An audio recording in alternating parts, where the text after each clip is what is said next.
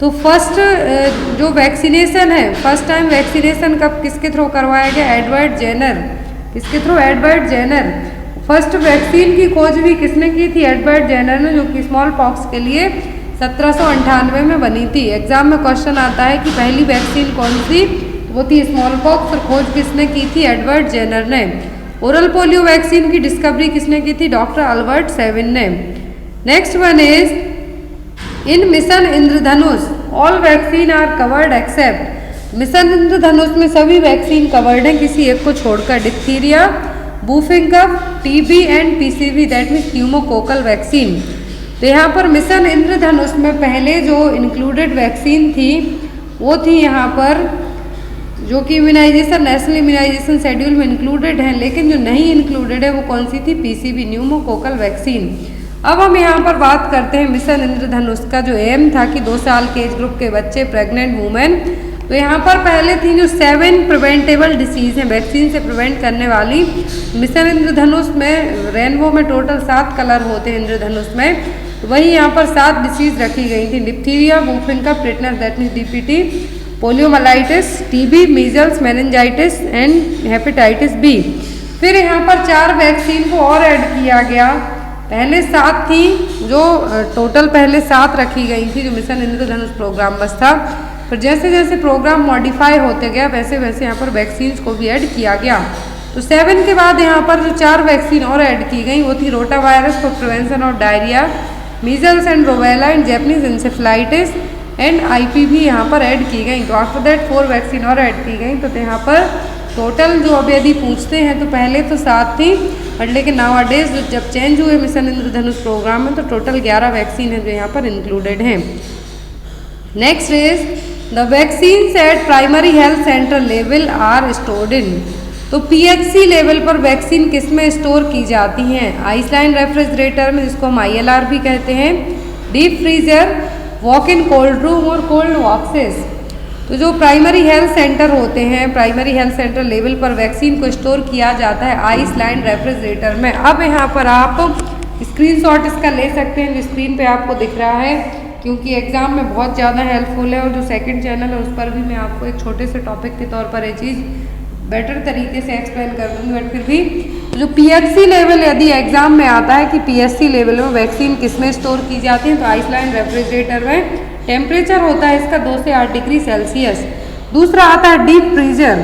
तो deep freezer का temperature होता है -15 to 25 डिग्री सेल्सियस, जिसमें ओरल पोलियो वैक्सीन जिसका टेम्परेचर यहाँ पर है कितना? -20 डिग्री सेल्सियस पर स्टोर की जाती है। और डिस्ट्रिक्ट लेवल पर डीप फ्रीजर यूज़ किए जाते हैं। यहाँ पर नाक के यहाँ पर मतलब यहाँ पे क्या होगा आपका? नेजोफेरिंग्स। देखिए ये हो गई नेजल कैविटी, ये हो गया फेरेंजियल एरिया। फेरेंजियल एरिया का एक हिस्सा होता है कहाँ पर? लैरिंग्स के यहाँ पर। दूसरा ओरो मतलब ओरल साइड, और एक होता है यहाँ पर नेजो। नेजोफेरिंग्स, नेजोफेरिंग्स, लैरिंगोफेरिंग्स और ओरोफेरिंग्स। तो अब यहाँ पर ये देखिए ईस्टेचियन ट्यूब और ऑडिटरी ट्यूब जिसको हम कहते हैं, ये कहाँ पे खुलती है? नेजल एरिया में। कहाँ पर? नेजल एरिया में। तो यहाँ पर ये क्या कहलाएगा आपका? नेजोफेरिंग्स। जो मीडियल पार्ट है ईस्टेचियन ट्यूब और ऑडिटरी ट्यूब का कहाँ पे ओपन होगा? नेजोफेरेंजियल एरिया में। अगला क्वेश्चन हमारा, what should be the size of endotracheal tube for a newborn waiting 2000 to 3000 ग्राम। यदि बच्चे का वजन 2000 से 3000 ग्राम है, मतलब कि बच्चा क्या है? हेल्दी बच्चा है, न्यूबॉर्न बेबी है। वजन नॉर्मल वजन है बच्चे का 2.5 to 3 kg तक नॉर्मल कंसीडर किया जाता है। तो यदि 2000 ग्राम से 3000 ग्राम है तो कौन से साइज की एंडोट्रैकियल ट्यूब इस्तेमाल की जाएगी? 4.0, 3.0, 3.5 या फिर 2.5। तो यहाँ पर जो इंटरनल डायमीटर होता है किसी भी ट्यूब का वो किसमें होता है? फ्रेंच में। तो यहाँ पर जो इंटरनल डायमीटर है वो कितना होगा? GT ट्यूब यूज़ की जानी है 2 से 3 किलोग्राम के बच्चे में, तो वो होगा यहाँ पर 3.5 तक। कितना? 3.5 तक। ये देखिए यहाँ पर एक लिस्ट दी गई है जो ID है, मतलब है क्या है? इंटरनल डायमीटर है, यहाँ पर mm में साइज है जो दी गई है। अब यदि बच्चे का वजन, ये देखिए जो यहाँ पर एंडोट्रैकियल ट्यूब का जो इंटरनल डायमीटर है वो मिलीमीटर में किस तरीके से कैलकुलेट किया जाता है? तो यहाँ पर gestational age in weeks divided by 10। तो यहाँ पे आपको इस मेथड के थ्रू याद रखना है ईटी ट्यूब यदि बच्चे में आप निकाल रहे हैं तो क्या है जेस्टेशनल एज, मतलब जेस्टेशनल एज का मतलब कितने हफ्ते की प्रेगनेंसी के बाद बच्चा पैदा हुआ है, उसमें 10 को है जो क्या करना है डिवाइड करना है, तो ये निकल के आएगा। तो शुरुआत होती है एंडोट्रैकियल ट्यूब की 2.5 mm डायमीटर से, किससे 2.5 इंटरनल डायमीटर से होगी। यहाँ पर यदि बच्चे का वजन 1000 ग्राम से कम है, मतलब 1 किलो से कम है, तो जेस्टेशनल एज एज एवरेज रही होगी 28 हफ्ते की प्रेगनेंसी में ही बच्चा पैदा हो गया होगा। तो यहाँ पर 2.5 डायमीटर की क्या यूज़ की जाएगी ईटीटी ट्यूब।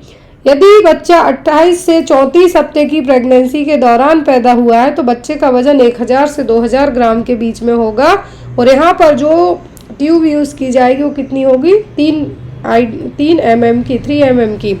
यदि यह बच्चा 2 किलोग्राम से 3 किलोग्राम के बीच का हुआ है तो यहाँ पर जो प्रेगनेंसी क्या हुई होगी टर्म प्रेगनेंसी हुई होगी। 37 हफ्ते के बाद प्रेगनेंसी को टर्म प्रेगनेंसी में कंसीडर कर दिया जाता है, मतलब 35 से 38 हफ्ते।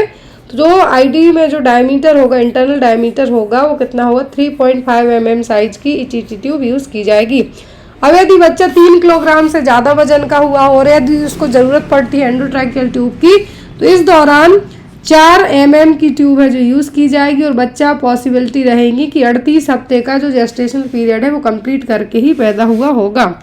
तो यहाँ पर इंटरनल डायमीटर के लिए फॉर्मूला दिया गया है वो याद रखें आप। यदि जेस्टेशनल एज है यहाँ पर पता है आपको हफ्तों में, तो उसको 10 से सीधा सीधा डिवाइड कर देना है। क्या है जेस्टेशनल एज यहाँ पर देखिए 28 है, सॉरी यदि यहाँ पर जेस्टेशनल एज कितनी है 28 है, तो यहाँ पे आप उसको डिवाइड करेंगे तो कितना निकल के आएगा, कितना होगा यहाँ पर 2.8 होगा। लेकिन यहाँ पर शुरुआत हम कर रहे हैं कितने की, तो यदि जब यहाँ पे शुरुआत की बात की जा रही, शुरुआत ही कितने से होगी 2.5 से हो रही है। तो यहाँ पर आपको यदि एग्जाम में क्वेश्चन आपको यहाँ पे आ जाए कि बच्चे का वजन कितना है 2000 से 3000 ग्राम है, मतलब आप अंदाज़ा लगा सकते हैं। लेकिन यदि आपको बच्चे का वजन नहीं दिया गया है, इसकी जगह क्या दिया गया है आपको जेस्टेशनल एज, क्या है जेस्टेशनल एज यहाँ पे आपको यदि दे दी जाती है तब आप अंदाज़ा लगा सकते हैं कि जेस्टेशनल एज में आपको क्या करना है डिवाइडेड बाय 10 कर देना है, तो आपका आंसर है जो निकल के आ जाएगा। क्लियर है। नेक्स्ट क्वेश्चन है यहाँ पर lecithin sphingomyelin ratio is done to assess the maturity of. तो LS रेशियो मतलब लेसिथिन स्फिंगोमाइलिन रेशियो है जो किसकी मैच्योरिटी चेक करने के लिए किया जाता है, लंग्स की, ब्रेन की, फीटल सर्कुलेशन की, कि गोनेट्स की। गोनेट्स मतलब यहाँ पर रिप्रोडक्टरी ऑर्गन फीमेल के और मेल के। तो lecithin sphingomyelin ratio LS ratio check किया जाता है लंग्स मैच्योरिटी के लिए, कि बच्चा यदि समय से पहले पैदा हो गए, प्रीटर्म बेबीज पैदा हुए हैं तो उनके लंग्स प्रॉपर मैच्योर नहीं हो पाते हैं, और उसकी मैच्योरिटी के लिए क्या दिया जाता है ड्यूरिंग द प्रेगनेंसी डेक्सामेथासोन, जो कि एक स्टेरॉइड्स है। ये भी आपको आ सकता है, तो डेक्सामेथासोन है जो यहाँ पे बच्चे को दिया जाता है। तो यहाँ पर लंग्स मैच्योरिटी के लिए जो LS रेशियो मतलब लेसिथिन स्फिंगोमाइलिन रेशियो है, जो यदि LS रेशियो 2.4 से ज़्यादा है, क्या है यदि LS रेशियो 2.4 से ज़्यादा है मतलब क्या है बच्चे के लंग्स से प्रॉपरली मैच्योर हो चुके हैं। यदि इससे कम है, क्या है यदि इससे कम है तो बच्चे को रेस्पिरेटरी डिस्ट्रेस सिंड्रोम, सांस लेने में दिक्कत होना और भी लंग्स से रिलेटेड प्रॉब्लम्स हो सकती हैं। बट जो मेन यहाँ पर फाइंडिंग की जाती है शुरुआत में वो होता है RDS रेस्पिरेटरी डिस्ट्रेस सिंड्रोम। तो यहाँ पर जो मैच्योरिटी पता की जाती है LS रेशियो से, वो मैच्योरिटी पता होगी कौन से ऑर्गन के लिए, वो होगी हमारे लंग्स के लिए, फेफड़ों के लिए। तो यहाँ पर LS रेशियो को क्या कहा जाता है fetal lung maturity marker. Fetal lung maturity marker मतलब लेसिथिन स्फिंगोमाइलिन रेशियो जो कि 2.4 नॉर्मल है। यदि इससे ज़्यादा है मतलब ठीक है लंग्स, लेकिन यदि 2.4 या 2.5 है मतलब लंग्स क्या है प्रॉपर बच्चे के डेवलप हो गए हैं, बहुत ही कम चांस है बच्चे को RDS डेवलप होने के। लेकिन यदि ये 1.5 है या इससे और कम जाता है तो बच्चे को ज़्यादा चांसेस है RDS डेवलप होने के, रेस्पिरेटरी डिस्ट्रेस सिंड्रोम डेवलप होने के। नेक्स्ट है यहाँ पर drug used for closing PDA in a newborn baby. PDA मतलब पेटेंट डक्टस आर्टरियोसिस, जो कि कंजेनाइटल हार्ट डिसीज है। क्या है कंजेनाइटल हार्ट डिसीज? मतलब कंजेनाइटल का मतलब क्या होता है? Eight the time of birth, जिस दौरान बच्चा पैदा हुआ हो वो उस बीमारी के साथ ही पैदा हुआ है तो वो। तो पीडीए के लिए जो ड्रग यूज़ की जाती है वो क्या है? मेफेनमिक एसिड, जिसको मेफ्टॉल भी कह सकते हैं, पैरासीटामोल, आइबुप्रोफेन या फिर प्रोस्टाग्लैंडिन। कौन सी ड्रग यूज़ की जाती है पीडीए को क्लोज करने के लिए? जैसे हमने पढ़ा है, गट्स की बात करें, गट या आर्थराइट गट के लिए तो एलोप्योरिनॉल यूज़ करते हैं। वैसे कुछ एक ऐसी डिसीज़ कंडीशन होती हैं जिनके लिए एक पर्टिकुलर ड्रग को यूज़ किया जाता है। जैसे आईसीपी बड़ा हो तो मैनिटॉल दिया जाता है, वैसे ही पीडीए में क्लोज करने के लिए दिया जाता है आइबुप्रोफेन। क्या है? आइबुप्रोफेन। आइबुप्रोफेन अवेलेबल नहीं है तो इसकी जगह पर इंडोमेथासिन भी यूज़ किया जा सकता है। क्या है?